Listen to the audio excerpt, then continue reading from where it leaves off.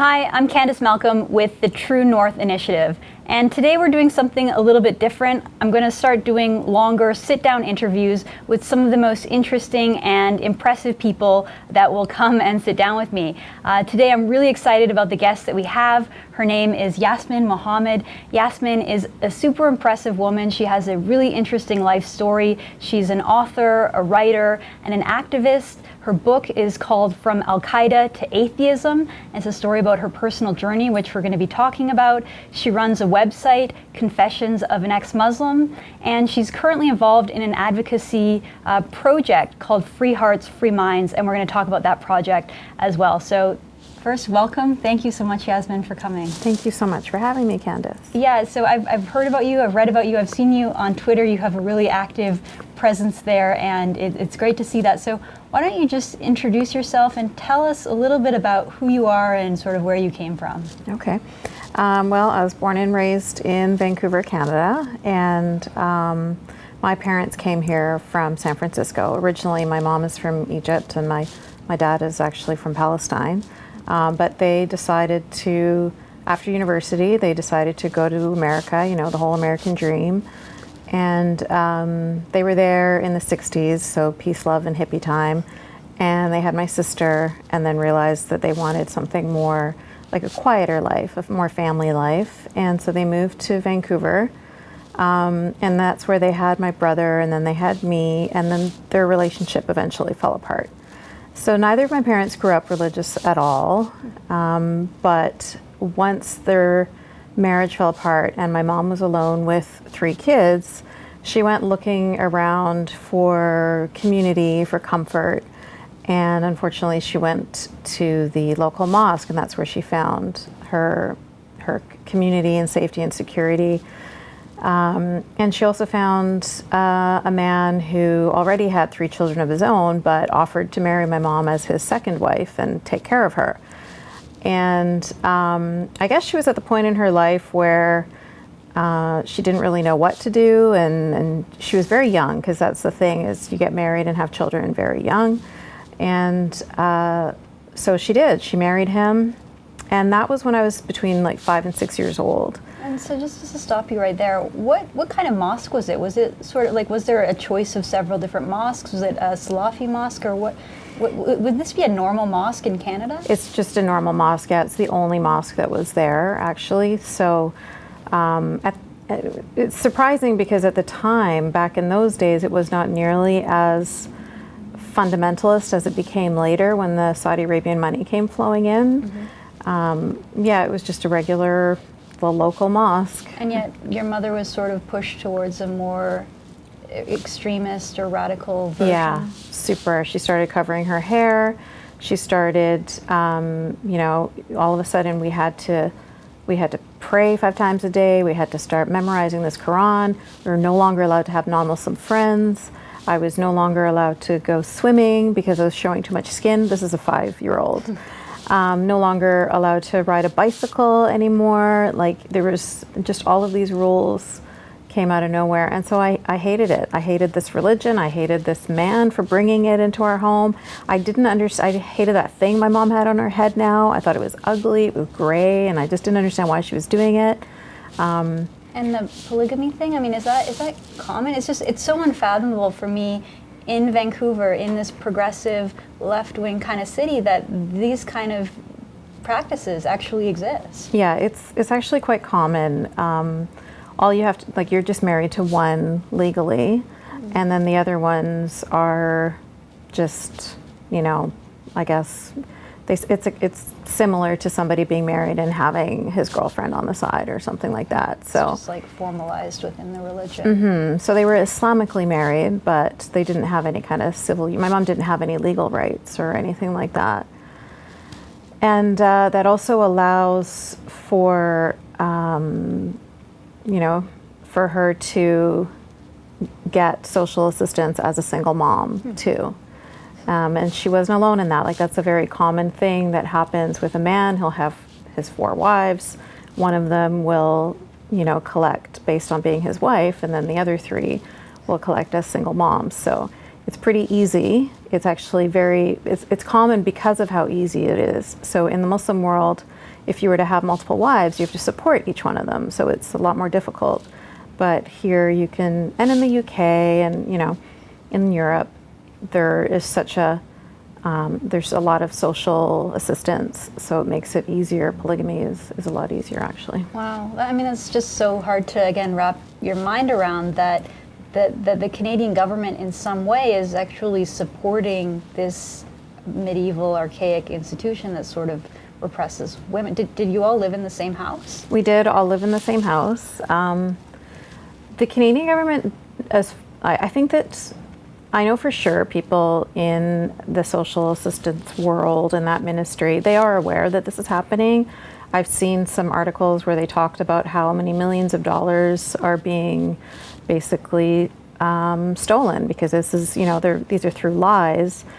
But they just don't want to touch these issues. When there is a Muslim involved, it causes authorities to not want to get involved in the issue. They're too afraid of being called racist. And then, like you mentioned, it ends up, they are actually enabling the misogyny.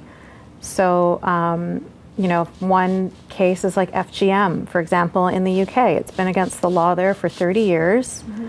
There is apparently one case every single hour of a girl who is suffering with complications due to FGM going to an emergency room in the UK, yet nobody has ever been prosecuted. Wow. I mean, it's such a difficult issue, again, because in Canada, you know, households have autonomy, and you kind of think that the children are in the hands of the parents. There's definitely some cultural relativism going on. Like if that was a Christian household and, you know, girls are being abused, I'm certain that authorities would go in there and act. But when it comes to an immigrant family, that there's sort of like a gray area where the police don't feel, I mean, this is sort of my guess, that authorities don't feel right interjecting. Was that your experience? 100% agree. And in fact, I have a personal story where that exactly happened to me. When I was 13 years old, I went to one of my teachers and I told him about the abuse, the physical abuse that was going on at home. You were being abused physically? Yeah, by this man that she had married. Okay. And it went, you know, he took it to the police and they took it to child services and it went all the way to court. And in the end, the judge said, actually, this is their culture and this is how they choose to raise their children, so who are we to judge? I mean, you're a judge, that's who you are. That's your job. but as a child, I felt exactly that way. I felt like if I was sitting here with blonde hair and blue eyes, you would protect me. You would take me out of this home. I just finished telling you how they would string me up in the garage and whip the bottoms of my feet. And you're telling me that that's just their right, it's just their cultural freedom. So yeah, it's such a disservice. Like this is the thing that so many people miss, is that in the effort of trying to protect the rights of a group, you end up sacrificing the individual rights or the minorities within the minorities. So we're saying that, you know, people can continue to do their practices because it's their culture, but what about the victims within that culture? What about the young women who are being forced to undergo barbaric mutilation of their genitals or being forced to live under a burqa? Like, what about her rights? And that's again why I think your story is just so compelling. So what happened sort of next? What's the next thing? You were living in this abusive household and you were the victim of abuse. Canadian authorities basically told you were on your own. Were you forced to wear a hijab at this point? Yes, I was. It was put on me at 9 years old. I went to Islamic schools and I essentially stopped fighting because I'm a child and this is my world and there was nothing I could do about it. So internally I was unhappy, but I had to just survive. And so I just did as I was told. I was terrified of burning in hell for eternity and all of the stories that we get told of everything that happens when you misstep and if you don't follow. My mom just jumped in head first. She was like a, super born again Muslim. Like she just took it to the max. That's an interesting transition too, because a person who leaves Egypt to go to San Francisco, you imagine a progressive liberal, almost a hippie, and yet, you've had this sort of complete 180. Yeah, yeah. And so she became the head of the Islamic Studies department at the Islamic school that I was going to. She started attending, she was taking classes through Al-Azhar University, which is basically a Salafi Islamic university in Egypt. And that was our life. And then after I had graduated from high school, it was... What were your friends like? Did you have, were your friends also sort of devout Islamists, or did you have Canadian friends? I was not allowed to have non-Muslim friends, but when I was in the Islamic school, of course the girls that I hung out with were the girls that were like me, that were not happy, didn't like this stuff being forced on us. We were not the good girls, we were the troublemakers. So those were the friends that I had there. And actually, misery loves company. That was actually pretty good because, that's how I survived those years. With those friends. Other friends that felt the same way that I did, and we had to, of course, secretly talk about these things. We couldn't ever even share with our siblings, because then they tell on you. But yeah, we supported each other. And then the school only went so far back in those days, so I could only go there for elementary school. And then for high school, I had to go to a public school. And that's when I was told you're not allowed to have non-Muslim friends. And that was the year I told my teacher about the abuse. And so I got pulled out of school, and for grade 9, I just didn't go to school at all. Because my mom just didn't want me interacting with this is what happens when you interact with non-Muslims. You end up telling on your family, and you end up betraying your family. So so when your mom and your family moved to Canada, was there any kind of a emphasis or anything about learning Canadian values? Because when you talk about not being able to associate with non-Muslims, that's very rigid, and it just doesn't really seem to fit in with the Canadian society of being, pluralistic and diverse and open to everyone. I'm just curious, was there ever any pressure on your family to try to integrate, or was there ever any explicit, these are Canadian values, you're in Canada, these are the sort of norms that you should follow? No, not at all. In fact, the differences are celebrated. When I wore hijab, I got,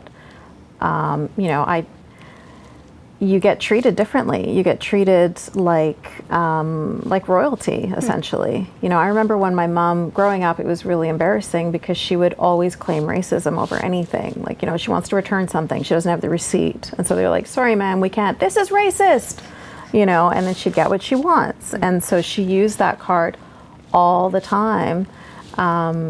So in fact, it was the opposite. It was almost like a privilege, And it wasn't until I took off my hijab that I actually realized, oh, so not everybody just smiles at me so big and randomly, you know what I mean? I started getting treated like just a normal person in society.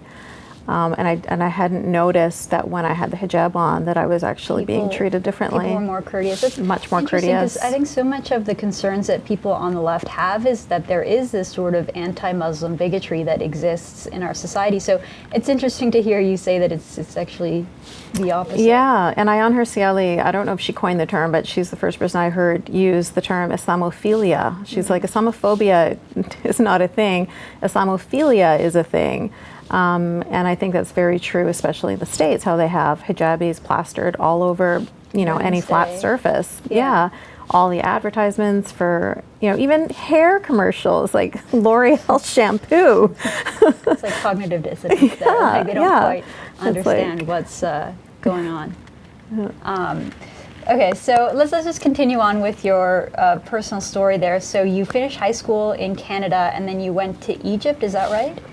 Yeah, so we went to Egypt. I thought we were going for a family holiday, but it was to get me married off. And my mom was, I kept on resisting. I didn't want to get married off. And so eventually what ended up happening was she just left me in Egypt. So I woke up one morning and my family were all gone.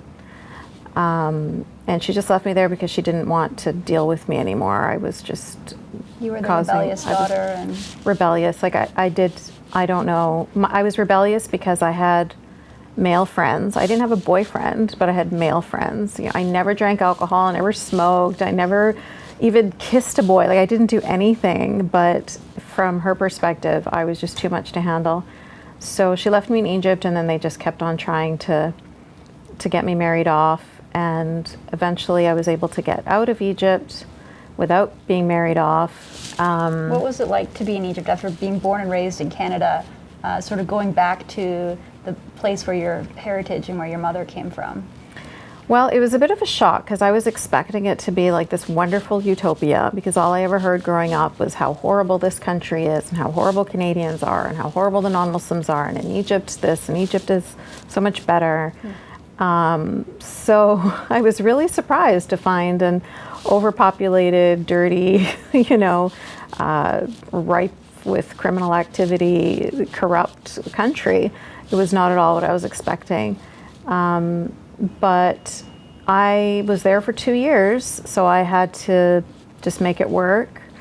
And, there are a lot of parts of the society that I did enjoy. Like, when I mentioned the man that my mom married, one of the first things he did was grab our records. So all of my mom's Hank Williams and Dolly Parton, and he broke them all. And music is haram, music is forbidden, right? But in Egypt, there was belly dancing and music blaring all the time. So it was actually, in a way, a lot freer for me to be living there than it was in Canada. Oh, that's really interesting. So do you think that people who leave Islamic countries and come to North America in some ways are bringing an even more fundamentalist version of it, or yeah, what's going on? 100%, yeah. And that's something that a friend of mine, Faisal Mutar, who's from Iraq, he mentions this all the time. He was born and raised in Iraq. He didn't come here till he was like 20 something.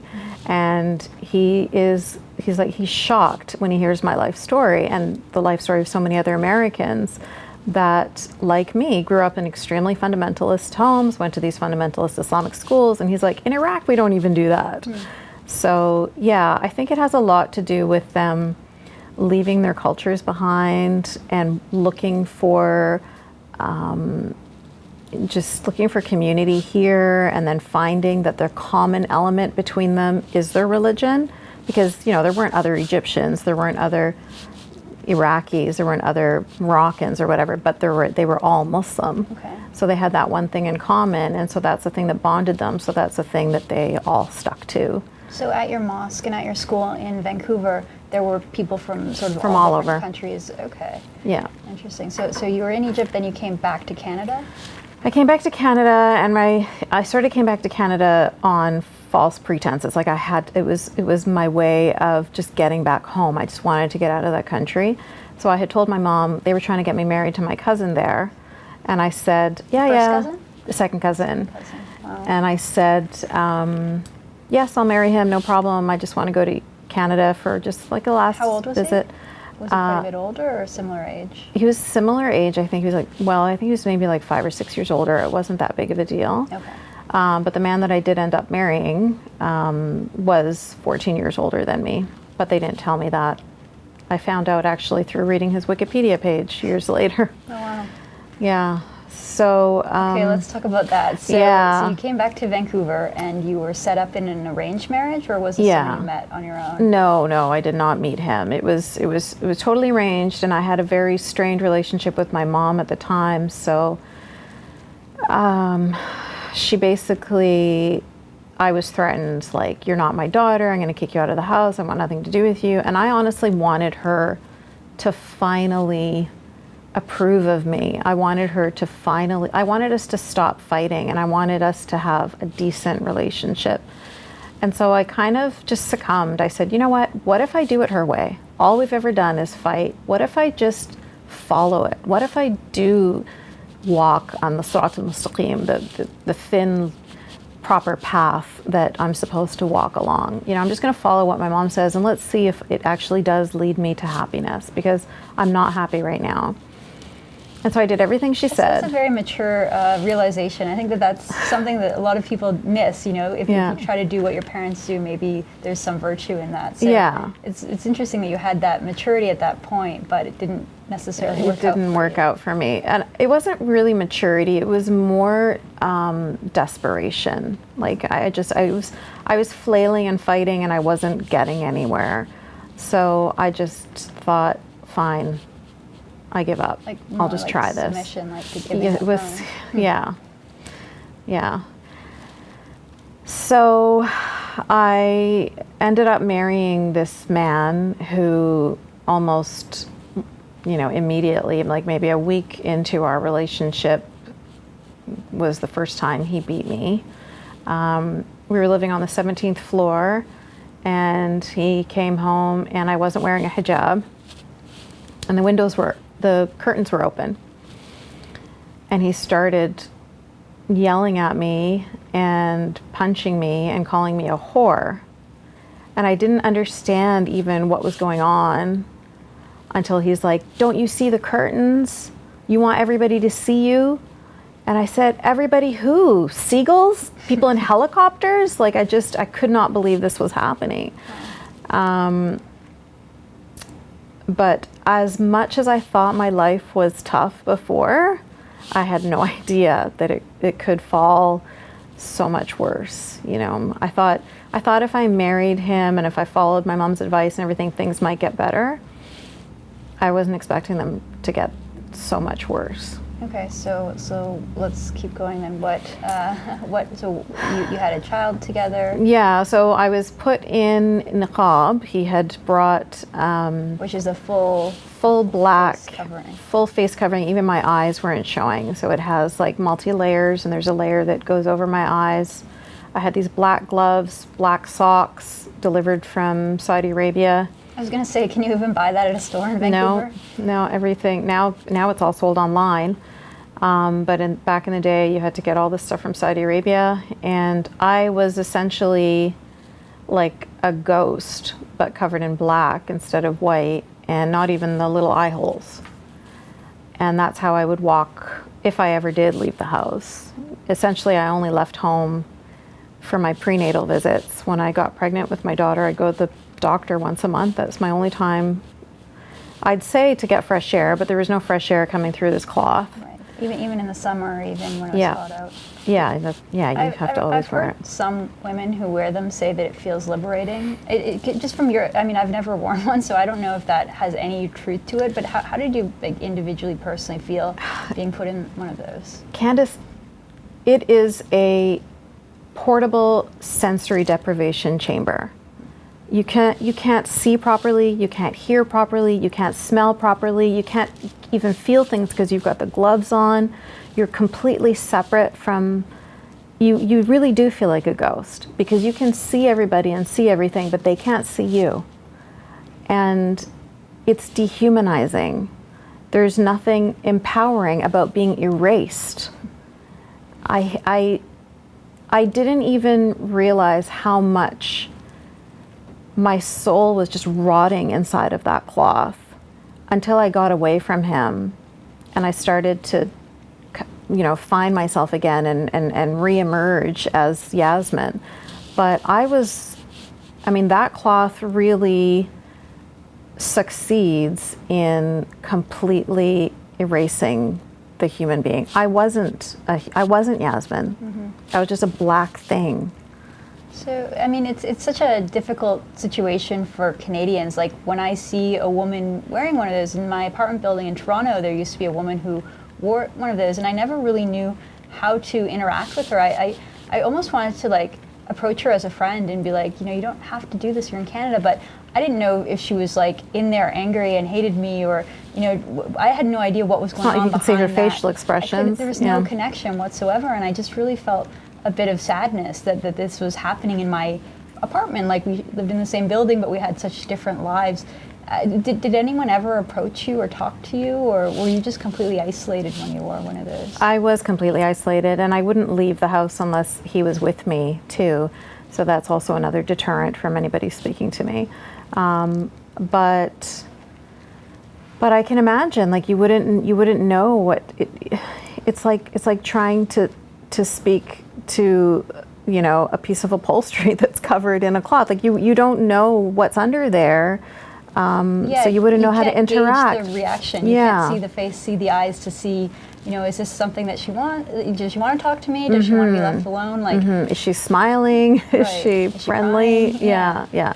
No. So, I mean, the thing about the niqab I have to explain is it is not actually part of the Islamic religion. I think that Muslims do wear it, yes, but, you know, in Hajj, for example, the pilgrimage to Mecca, women can't wear the niqab there. Oh, wow. During prayers, women can't wear niqab. So 2 of the 5 pillars of Islam basically ban the burqa. It is worn by people who are politically, like, far, you know, extremists, and so they're supportive of the Islamist or jihadi agenda, which obviously my ex was, being a member of Al-Qaeda, and that's the type of people that wear it. It is a political clothing in the same way, you know, the tattooing a swastika on yourself would be. It's a message for people to know, this is where I stand politically. I'm part of the I'm part of this group. Kind of extremist type of Islam. Okay, so you just mentioned that your husband was part of Al-Qaeda, so let's get to that part of the story. At what point did you learn that about him, or how did that progress? So, as I mentioned, I never left the house unless he was with me, but one day my mom just started to bleed from her nose and her mouth, and I freaked out and I called 911, and an ambulance came, and I actually paused because I wasn't sure if I should get in the ambulance with her, if I'd get in trouble, because I know I'm not allowed to leave the house without him. But I did, because I thought, well, hopefully he'll understand that this was an emergency. And I had my daughter at the time, she was a baby, took her with me, and we rode in the ambulance, and I got to the hospital, covered all in black. And I was in the waiting room with my daughter for, it didn't feel like too long, like just a couple of minutes. And I was approached by a man and a woman who told me they were from CSIS. And at the time I had no idea who CSIS were. I thought it was like a part of the hospital or something. I thought they were there to talk to me about my mom. And then they explained to me, no, we're like the Canadian CIA essentially. And I was like, oh, I didn't even know we had one. And then they're the ones that told me he is a terrorist that entered Canada with a fake Saudi Arabian passport from Afghanistan. And this is pre 9/11, but even then, those are some pretty red flags.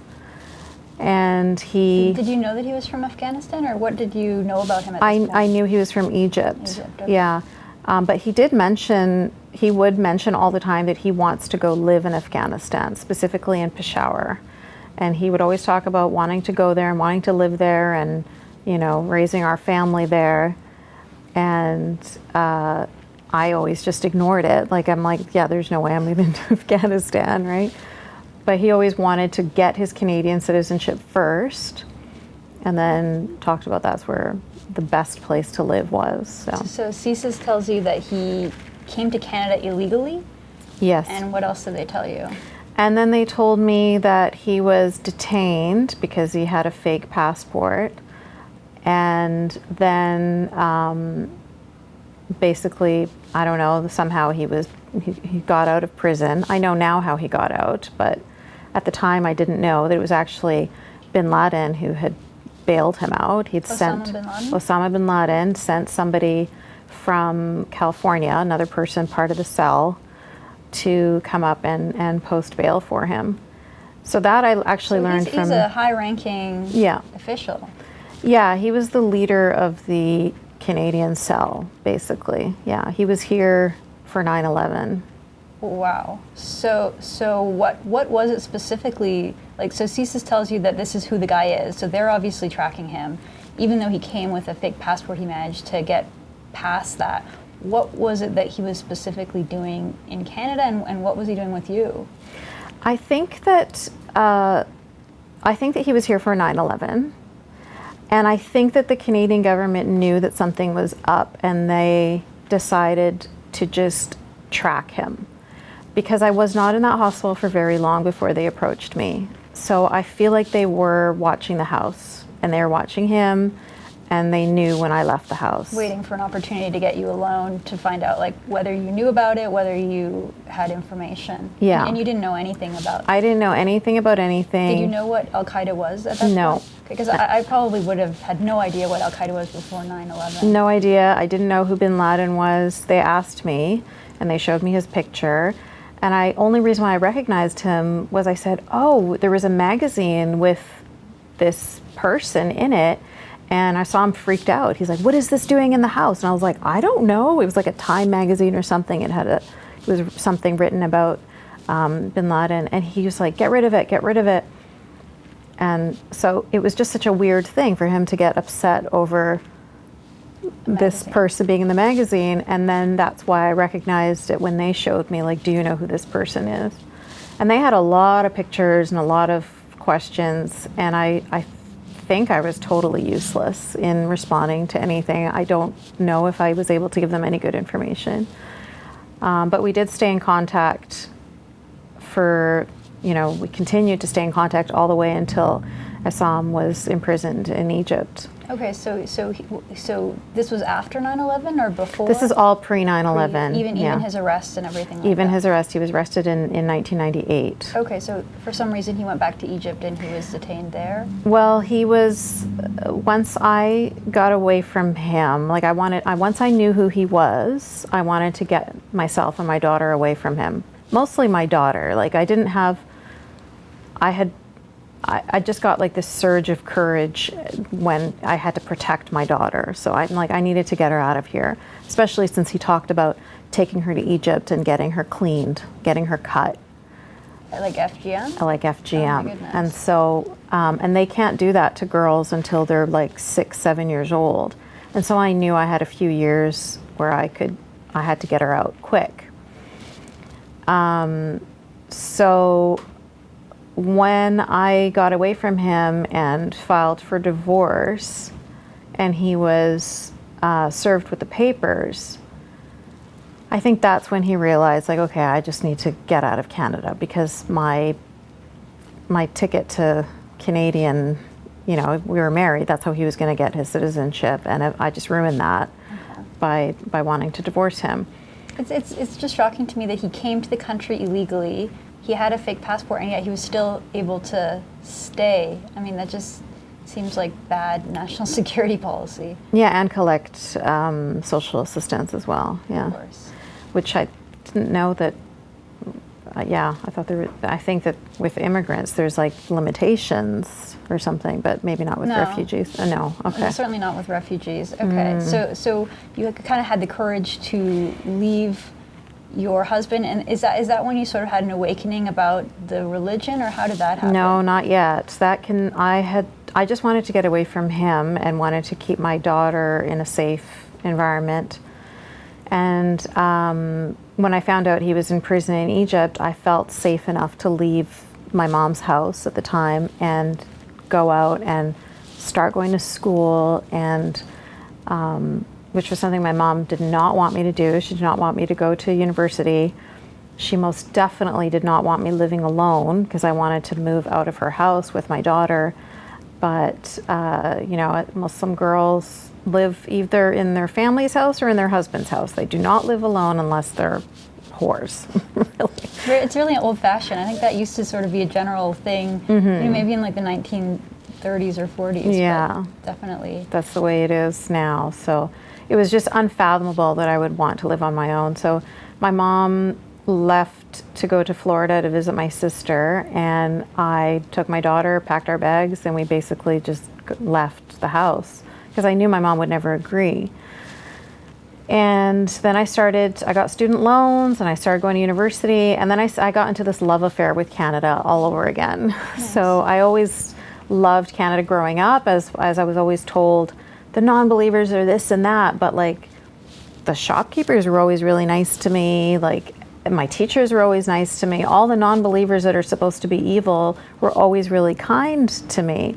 So I wasn't buying that.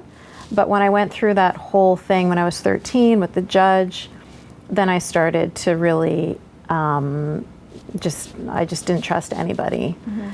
But when I was able to get student loans and start going to university, then I started to be so appreciative that I was in Canada, because I'd lived in Egypt. I knew that if I had been married there would have been zero support for me to divorce my husband and to continue a life on my own. But women can go to university in Egypt still, right? Well, you can, but you would have to. You wouldn't be living on your own with your daughter and just having divorced your husband. Like that's still not acceptable in most Islamic societies. Okay. Yeah, single mom, no. Okay, so you took off the niqab, but you're still wearing a hijab? That's correct. Yeah, so it was kind of this slow unveiling.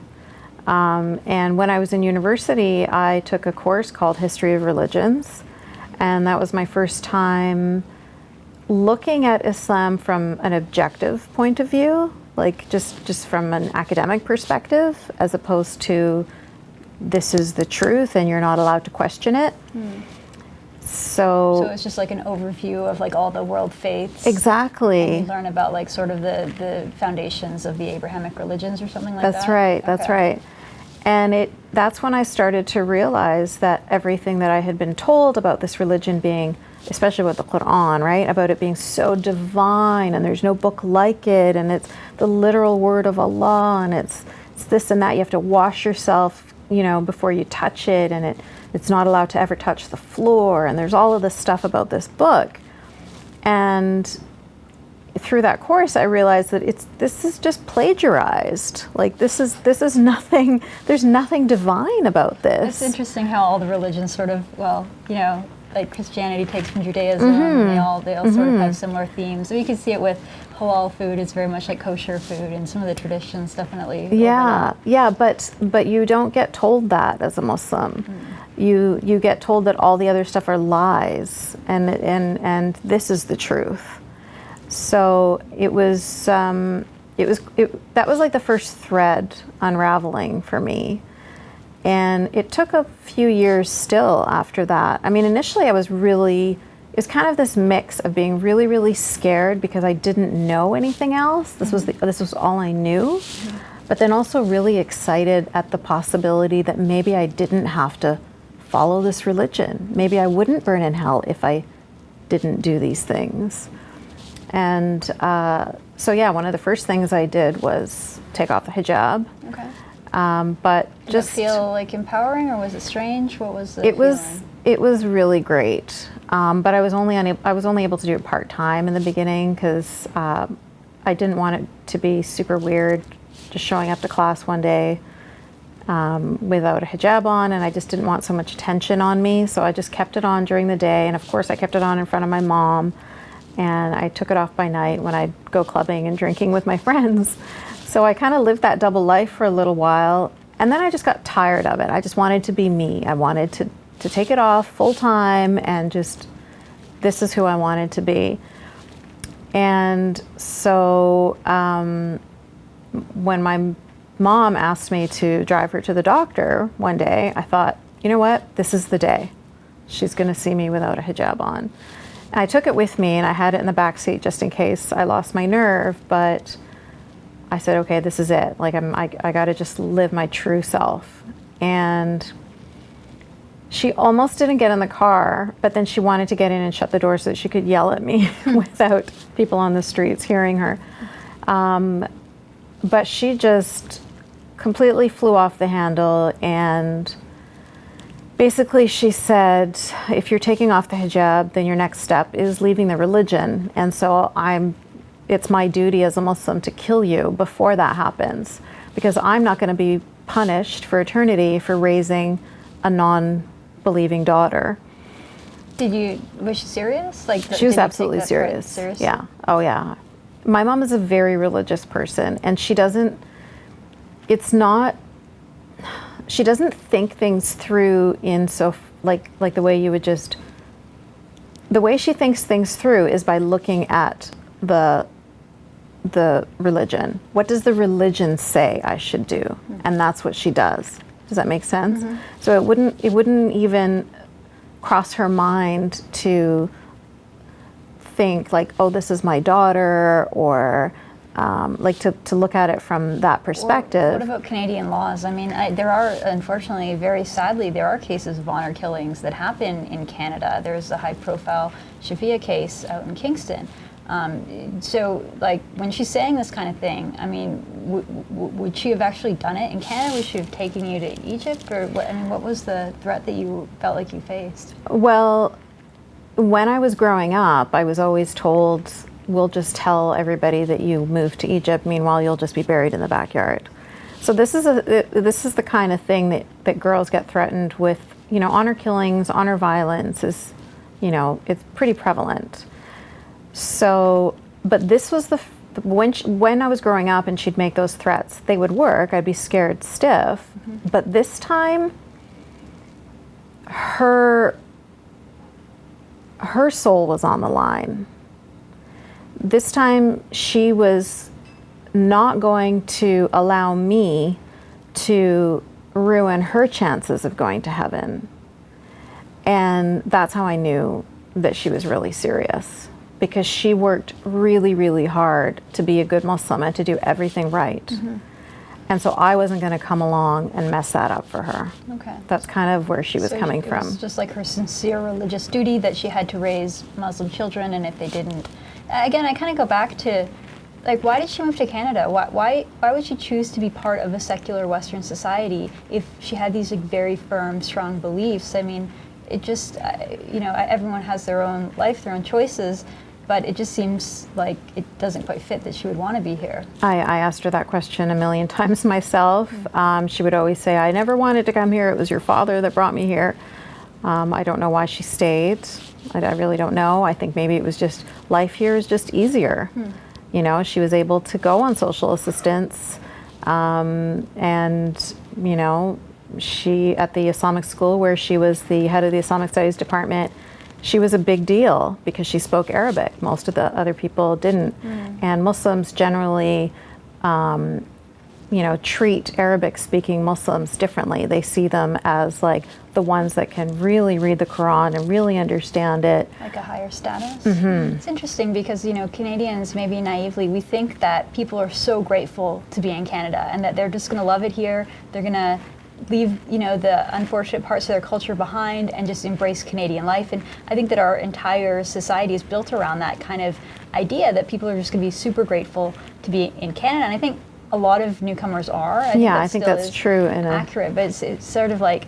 Not always true, though. Yeah, Hashtag not all. Yeah, it pains me as a Canadian to hear that someone would come and be resentful of the society. So when did you start with the website? When did you sort of come out as an atheist and start really being an activist for women's rights in Islam?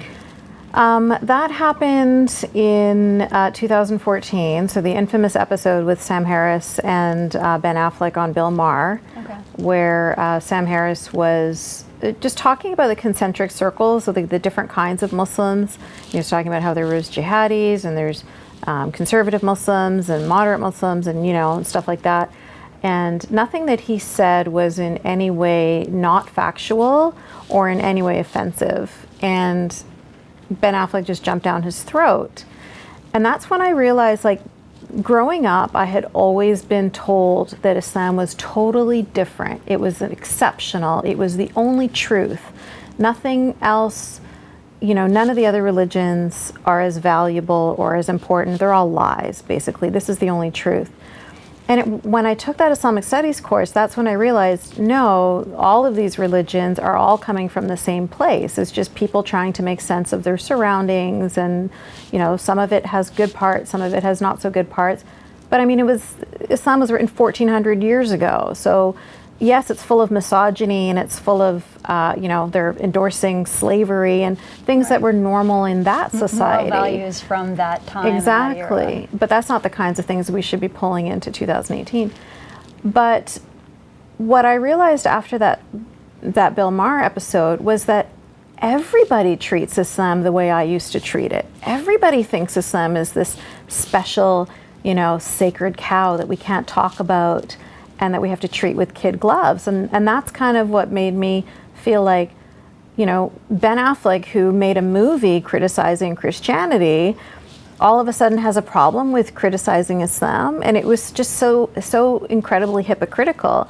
And also the fact that Sam Harris was being attacked because of the fact that he's a white man. How dare a white man make any salient points, And so I felt like I had to speak up because I'm a woman, I have brown skin, I come from this, this background, and I can speak about it. Well, you've lived from it, the you've inside. had these experiences and you've seen it firsthand. So someone could write Sam Harris off and say, oh, he's just, a Westerner that doesn't understand. But they can't say that to me. Can't say that.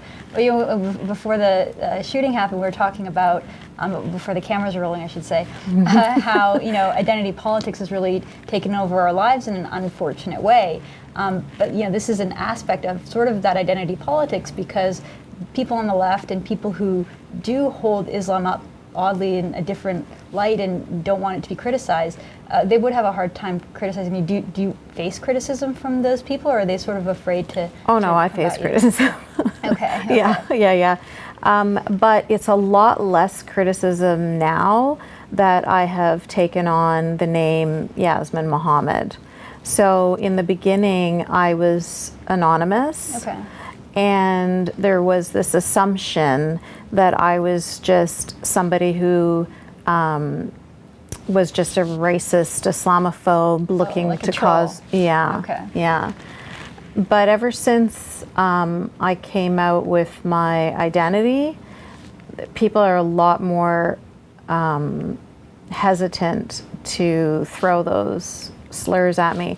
But I mean, they happen. I've been called a Nazi sympathizer. And there's a famous video that I use in my talks with this Pakistani girl that was standing in front of Parliament where she was protesting M103. And I think it was Ezra actually that was interviewing her. M103 is the Islamophobia motion that the Canadian government introduced that condemned Islamophobia. That's right, yeah. And the reason why she was speaking out against it is because she's from Pakistan and she knows of people that have been tied to the back of trucks and, hauled, just like ripped to pieces because of blasphemy. And she's saying, we don't want those draconian laws here in Canada. Like, you guys are going backwards. Right. We're in Canada to escape that kind of stuff. Correct. We're here to get away from that and to have this liberal, progressive society that's has the separation of church and state. Exactly. I definitely spoke to a lot of Muslims who were on the forefront of that battle. And they get called white supremacists and Nazis and things that don't make any sense. Yeah, there is sort of like a laziness amongst critics of Islam, critics of critics, where they just assume that you have the worst intentions. And I try to avoid that myself when I'm talking about the left who really goes out of their way, like Ben Affleck in that interview, right? I think that he was actually coming from a good place. I mean, your point about his movie about dogma, it's obviously hypocritical, but he obviously worries about backlash against Muslims. And after 9/11, it did happen. And it's sort of natural that, I see it on social media all the time. So, I'll be critical of radical Islam or people who are really taking the religion very literally and want to have the political aspects of it. But I don't think that your average everyday Muslim who maybe doesn't even go to mosque, who just came from that background, is really to blame. And you do see some harsh things written about all Muslims online. And so I kind of understand, their desire to stand up for the minority, but in doing that, they sort of blind themselves.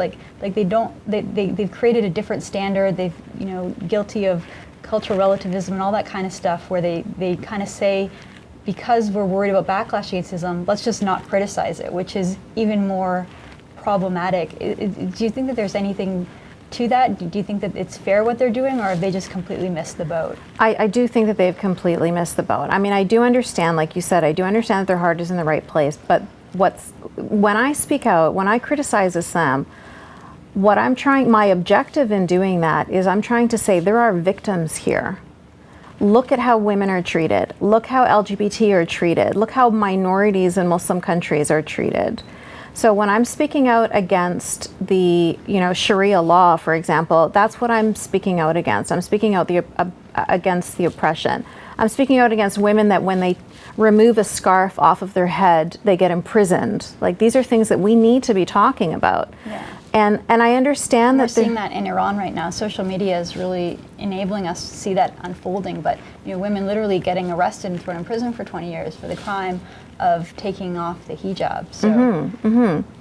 But I mean, I think it's the same way of like me saying we shouldn't talk about all of the girls that are raped on college campuses, because then it's going to make people be mean to college boys. Do you know what I mean? Right. Like, what's the greater evil here? This is a problem that needs to be dealt with. And the amount of people that are going to start treating all college boys badly, like, I don't think most rational people are going to react like that. They're going to understand, okay, this is a problem and this is what we need to deal with. And yes, of course, they are college boys that are doing this, but not all of them. We're talking about the rapists here. We're not talking about all college boys. Yeah. Do you know what I mean? Yeah, it's interesting because I think a lot of the accusations, like I write about terrorism and I write about Islamist terrorism, and people will criticize me saying, don't cast such a broad stroke, don't paint all Muslims with one brush. And I'm like, I'm very careful to make sure that I'm only talking about the people who have this radical ideology, and it's the critics of me that are conflating the two. And I even see it happening with Justin Trudeau, the Prime Minister of Canada, where he'll have a question in the House of Commons about terrorism. He'll be asked about his policy of letting ISIS members back into Canada, and he'll respond by calling the opposition Islamophobic. It's startling. It's like, these are legitimate national security questions, and they're the ones conflating it. So let's move on a little and talk about policy. So you've lived this incredible life, and you've seen all of these major sort of social problems that come along with Canada's approach to multiculturalism and the virus of cultural relativism, where we're sort of afraid to criticize other cultures. What can be done? What can stop the next generation of young women growing up in Canada from having the kinds of experiences that you've had? Well, I think that we need to be unapologetically steadfast in our values. So yes, it's important to be tolerant, but there's a line. You're tolerant to a point. Like, as Ayaan Hirsi Ali says, tolerance of intolerance is cowardice. So yes, tolerate different ideas and different beliefs and different ways of living and different sexual orientations and everything else. But you don't tolerate mutilating a girl's genitals. You don't tolerate girls being abused or boys being abused in their homes because that's the way their culture chooses to discipline children. Do you know what I mean? Like, that's where we need to just stand up and say, no, that's against our Canadian values, and that is not allowed. Like, we will be tolerant up until these stop signs. And I think we're just not clear on what those stop signs are. We're very, it's almost like we feel like there shouldn't be any stop signs because that makes us bad people. But no, that's the whole reason why we're a country. That's the whole reason why Canada is the great country that it is today, is because of these values. So if we're just gonna be sheepish about defending our values, then what do we have? Right. I think that there's a real problem that Canada is confronting, and it's not just Canada, it's happening all over Europe. We're seeing it. We were talking earlier about the book, The Strange Death of Europe by Douglas Murray. This sort of, we sort of live in a post-Christian society where we don't have the same Christian foundation that we used to. Our society has been built on it, but we've really abandoned a lot of the tenets, and most people don't really particularly know the history. They don't know the tradition, even the history of Canada, right? The fact that we fought in these great wars and fought for freedom. They don't know these things, and then when it comes to talking about Canadian values, we feel ashamed, or we shun the people who want to talk about it. In the leadership race for the Conservative Party, you had Kelly Leach bring up the idea that newcomers to Canada had to take a test on Canadian values, and the media just completely lost their minds, and they couldn't handle this suggestion, the idea that we even have Canadian values. She was sort of mocked for suggesting that there are Canadian That's values. so dangerous. When the other side has very strong values and they are incredibly steadfast in protecting those values, and our reaction is to be, ashamed of protecting our own values. I mean, that's a really bad recipe. Yeah, it's a recipe for disaster, and you kind of imagine, like, what's Canada going to look like in 100 years if we have a policy where we don't articulate or defend our own values, and then when people come in from other cultures, they're encouraged and they're promoted and they're allowed to do whatever they want. I look back at pictures of Egypt and Iran in the 1950s, 1960s. The women were free. They looked like the way you look, that we look right now. And the transformation that occurred in that society, it happened relatively quickly, and no one saw it coming. So, how can Canadians be more vigilant, but at the same time without, crossing over a line of, I know you don't think it's a concern, the sort of anti-Muslim bigotry. No, I'm sure it is a concern. No, it's most definitely a concern, but I don't think that it's a concern enough for us to not speak up against the greater concern. That's where I'm headed with that. Okay. So I do understand that there will be issues. I mean, most of the issues that have come up in media have turned out to be hoaxes, but I do understand that there will be some anti-Muslim bigotry, but I honestly do feel like the greater evil here are honor killings, are FGM, are child marriages, these are the things that we have to talk about these things. We have to protect. We're talking about protecting Muslims, but we're worried about only protecting some Muslims. Right, and it's like protecting the feelings of some Muslims against the actual physical, protection of girls and women. And I obviously completely agree that, when it comes to these women, they're the real victims. The minorities within the minorities, be it women or members of the LGBTQ, gay men and women, or Christians and Jews that live in the Middle East.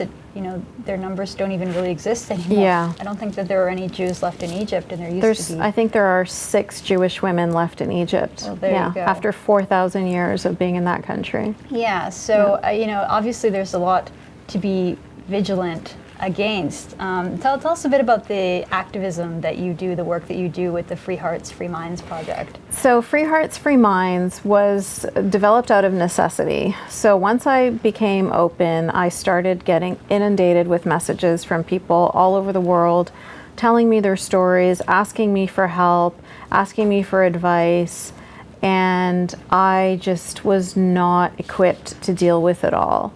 It started to really take its toll on me emotionally, physically. It was affecting my life. How did you sorry, I'll just stop a little bit there. How did you kind of, you had this blog where you were anonymous and you kind of just blew up. Like what was it that kind of propelled you into the public spotlight to get to that point where people were reaching out to you like that? Well, I think that when I was anonymous, I was getting messages from people that were in the Muslim world. And that made me ashamed of myself that I was living in a free country and I was anonymous. So I felt like, how can I be getting messages from people like in Pakistan and Bangladesh and, here I am in Canada, afraid to show my face, and some of these people were being really brave, and it just made me feel really like, how I have to. I felt compelled to go forward. Okay. I was very nervous because, my daughter's father is an Al-Qaeda agent, and I didn't know what kinds of connections he still had out there or what kinds of favors he could ask people to do for him. I was pretty confident that he wouldn't be able to come back into Canada. But we know they have a network in Canada. Exactly. And they have agents here. Yeah, so I eventually just was compelled to come forward, and when I started getting inundated with messages, as you can imagine, because I could relate so much to what they were going through because I went through the exact same thing, it was really hard to just focus on my real life while I'm worried about this girl in Saudi Arabia whose father just found out she was an atheist and is going to send her to Somalia to be killed by Boko Haram. Do you know what I mean? Like, it was just, I couldn't get on with my day. And so I started Free Hearts, Free Minds, where I partnered up with a life coach who is also an ex-Muslim. He's also an atheist, and he's gay. So he was thrown out of his family for being gay, and then he became ex-Muslim after that. And so he's been through a lot, you know, and he is one of the kindest, most compassionate, most empathetic people. And that's what his work is now, is to support people that are, you know, transitioning out of Islam, going through this. And when I was going through those very, very dark, lonely times, therapy was what helped me get through it. And these are in the days before social media. So I think social media really helps now because people can interact with each other. Other ex-Muslims can find each other. But back in those days, I thought I was the only non-believing person that grew up in a Muslim family. Okay, so just kind of being connected to other people gave you more hope, and so that's what the project sort of aims to do. Yeah. So what the project does is it people from those countries contact me, and then through donations, I'm able to get them life coach support through Jimmy. So it's people's goodwill and willing to donate is what pays for their life coach services. Oh, that's great. Yeah. So I think we should sort of wrap it up because we've been talking for a while. But you know, there's so much great work that you're doing. We'll include the links to your organization so people can read more, pick up your book, and you know, hear the story again. I just sort of ended off on the question, you know, to Canadians out there who, you know, support women's rights, would consider themselves feminists or progressives, what is the message you have for them? And then also to women who are living in this regressive state in this society, what is the message that you would have for them? For the women that are here that are feminists, I would encourage them to just stand up for all women, you know, not just the women that are here in their societies, but all women all over the world. I feel like in Canada and America and in the West in general, in some ways, we have a long way to go, but we're doing okay. You know, I feel like our house is sort of getting in order. Meanwhile, our neighbor is living in a cardboard box. So what we need to do is start to focus on the most dire situations that women are in these days. So that's what I'm hoping that's what I'd like to say to the feminists here. And in the Muslim world, there are a lot of feminists there too, but they're not necessarily fighting for equality. They're just fighting for basic human rights first. Like, we haven't even gotten to that point yet. So there are a lot of incredibly brave, you mentioned the women in Iran that are being arrested for removing their hijabs, you know. Or dancing, or just being out in public. And yeah. There's women in Saudi Arabia, same thing. Like, they're just, the fact that they can drive now is such a big deal, which is really heartbreaking that it's such a big deal. Such a basic thing that we Such take a for basic granted, thing. I guess. And they still have to have a man's permission to get a driver's license. They still have to have a man's permission to leave the home. Like, the barriers have not been lifted. Not at all. But just a teeny little bit of less restriction, and the celebration is just over the moon.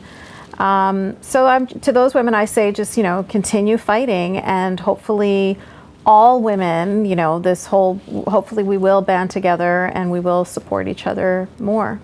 Great. Well, Yasmine, thank you so much for your time. It's just been incredible to hear your story. You know, you're a true feminist and a true, you know, human rights fighter and champion. So thank you so much, and hopefully our paths will cross again. I hope so too. Thank you so much, Candice.